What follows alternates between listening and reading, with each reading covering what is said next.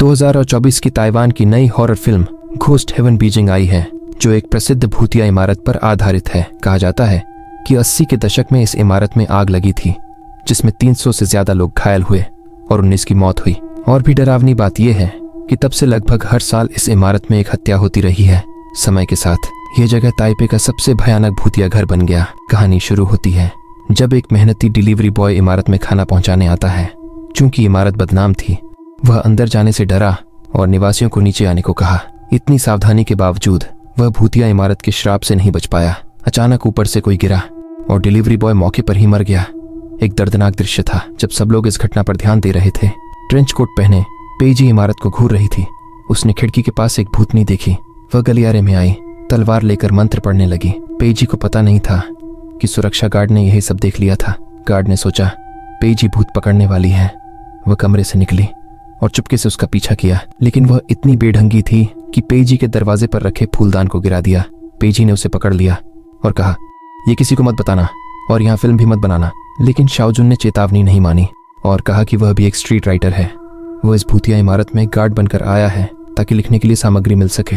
पेजी को उसके ऑनलाइन लेखन में कोई दिलचस्पी नहीं थी और उसने उसे जाने को कहा। शाओजुन ने हार नहीं मानी और कहा कि वह अपनी कमाई में से हिस्सा देगा। ये सुनकर गरीब पेजी ने तुरंत अपना मन बदल लिया। मैं 7, तुम 3, अरे तुम नहीं।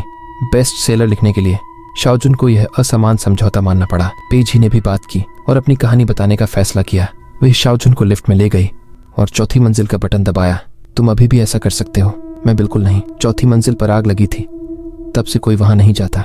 पेजी आई क्योंकि वह पीड़ितों को जानती थी और उसकी माँ अपराधी थी। उसने बताया 20 साल पहले यहाँ एक क्लब था। उसकी माँ मुख्य आकर्षण थी। माँ ने कभी सच नहीं बताया, पर उनका रिश्ता अच्छा था। माँ के आत्मदाह की खबर सुनकर युवा पेजी विश्वास नहीं कर पाई। माँ से मिलने के लिए उसने खुद को देवताओं को समर्पित किया। मंदिर के पुजारी ने उसे शिष्य बना लिया।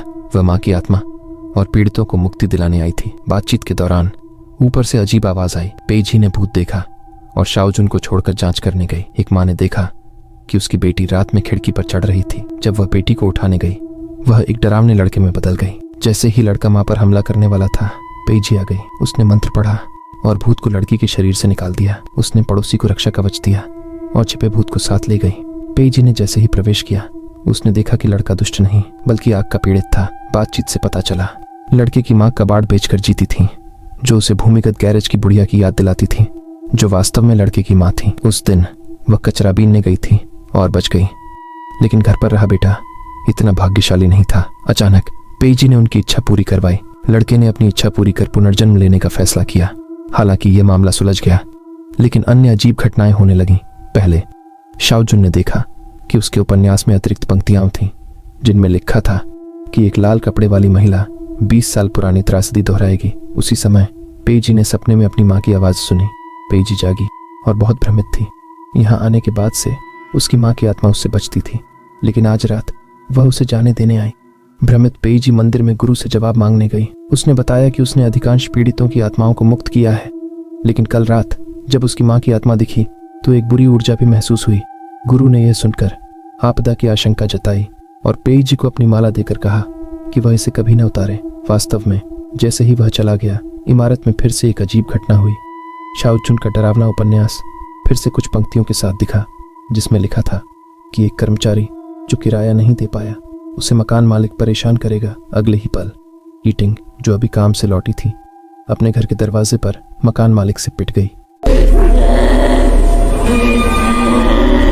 मकान मालिक डरकर भाग गया। ईटिंग को धमकाया कि किराया न देने पर निकाल देगा। दुखी ईटिंग फर्श पर बैठी पीछे आई लाल कपड़े वाली भूतनी को नहीं देखा। जब मालिक नीचे जाकर गाड़ी चलाने वाला था, उसने ईटिंग को हाथ हिलाते देखा। बूढ़े ने सोचा। लड़की ने इरादा बदला, तुरंत उसकी ओर दौड़ा, लेकिन सड़क के बीच में तेज कार की टक्कर से मर गया। ईटिंग भूतनी के वश में चौथी मंजिल पर गई।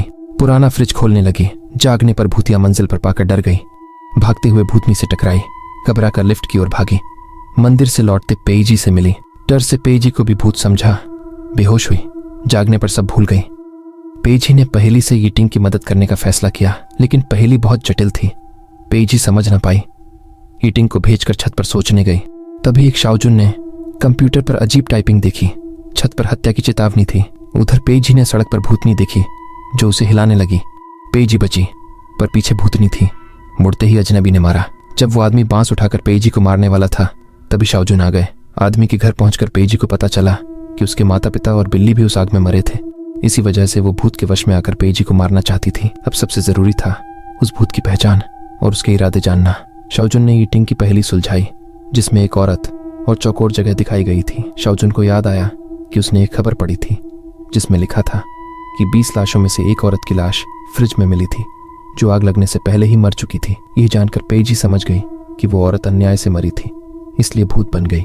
लेकिन उसे समझ नहीं आया कि वो उसे ही क्यों मारना चाहती थी। अचानक पेईजी ने देखा कि शाओजुन पर भूत सवार हो गया था। भूत ने खुद को पेईजी की मां बताया, पर पेईजी को कुछ गड़बड़ लगी। उसने भूत से पूछा कि उसके बाएं हाथ में क्या है। भूत ने कहा, जन्म चिन्ह। पेईजी ने बताया कि वो निशान दाएं हाथ पर था। गुरु की माला से लाल कपड़े वाली भूतनी को भगाया, फिर वो बेहोश हो गई। जब वो जागी, शाओजुन की गोद में थी और फिर से भूत के वश में थी। भूतनी ने फिर से मां होने का दावा किया और एक राज बताया। माँ बेटी दोनों की हथेलियों पर तिल था।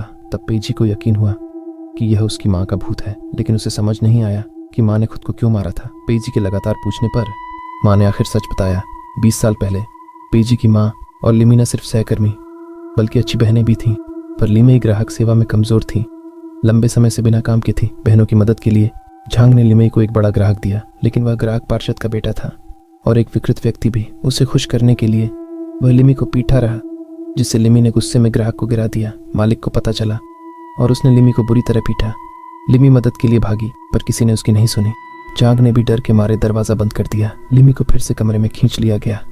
झांग दोस्त की चीखें सुनकर शराब पीती रही और अनजाने में मोमबत्ती छू ली। उसे नहीं पता था कि इस बार कमरे में वापस लाए जाने पर वह मालिक द्वारा मार दी जाएगी, लेकिन मालिक की नज़र में वेश्या का जीवन सस्ता होता है। एक ज्यादा या कम से कोई फर्क नहीं पड़ता। इसलिए उसने लिमी का शव पैक करके फ्रिज में डाल दिया। लेकिन जब उसने लिमी की आंखें बंद की, एक पल में उसकी आंखें फिर से खुल गईं। डरे हुए मालिक ने लाल कपड़े से उसकी आंखें ढक दी। अनजाने में लिमी अब एक क्रोधित भूत बन चुकी थी। उसका गुस्सा इतना था कि झांग की मोमबत्ती फिर से जल उठी और फर्श पर बिखरे बाल जलने लगे। जब झांग जागा, आग पूरे कमरे में फैल चुकी थी। आखिरकार आग बहुत बड़ी हो गई। 19 लोग जलकर मर गए।